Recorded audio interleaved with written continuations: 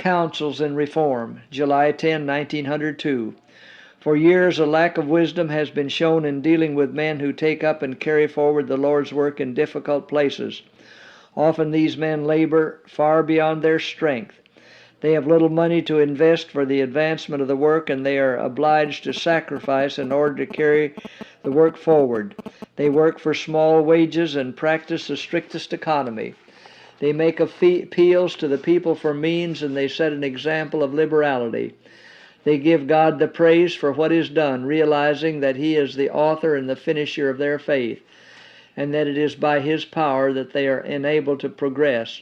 Sometimes after these workers have borne the burden and the heat of the day, and by patient, persevering effort have established a school or a sanitarium, or some other interest for the advancement of the work, the decision is made by their brethren that some other man might do better, and therefore that he is to take charge of the work they have been doing. In some cases the decision is made without giving due consideration and credit to those who have borne the disagreeable part of the work, who have labored and prayed and striven, putting into their labor all their strength and energy, and have not failed nor become discouraged. God is not pleased with this way of dealing with His workers. He calls upon His people to hold up the hands of those who build up the work in new difficult places, speaking to them words of cheer and encouragement. In their ardor, their zeal for the advancement of the cause, these workers may make mistakes. They may, in their desire to get means for the support of needy enterprises, enter into projects that are not for the best good of the work.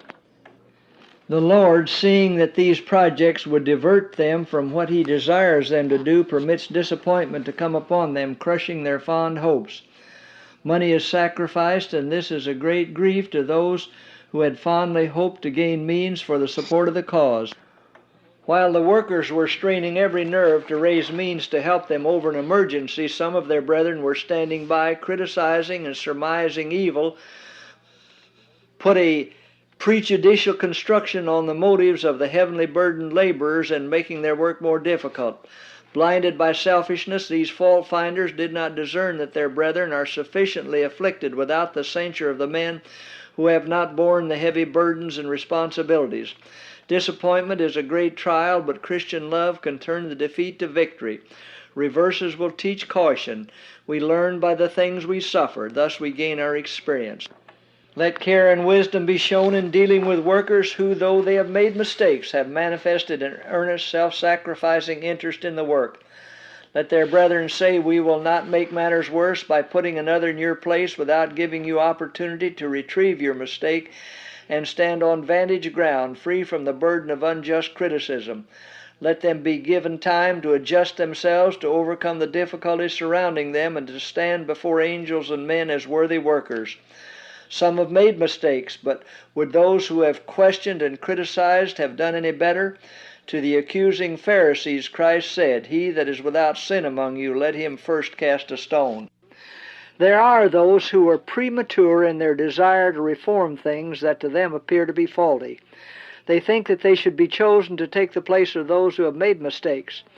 They undervalue what these workers have done while others were looking on and criticizing. By their actions they say, "I can do great things. I can carry the work forward successfully." To those who think they know so well how to avoid mistakes, I am instructed to say, "Judge not, that ye be not judged." You might avoid mistakes on one point, but in other things you would make grave blunders, which would be very difficult to remedy and which would bring confusion into the work.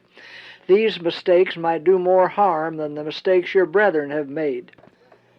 The instruction given me is that the men who lay the foundation of a work, and who, in the face of prejudice, fight their way forward, are not to be placed in an unfavorable light in order that others may take their place. There are earnest workers who, in spite of the criticisms of some of their brethren, have moved forward in the work that God said should be done. Should they now be removed from their position of responsibility, an impression would be made that would be most unjust to them and unfavorable to the work, because the changes made would be looked upon as a justification of the unjust criticisms made and the prejudice existing. The Lord desires that no move shall be made which would do injustice to those who have labored long and earnestly to build up the work given them.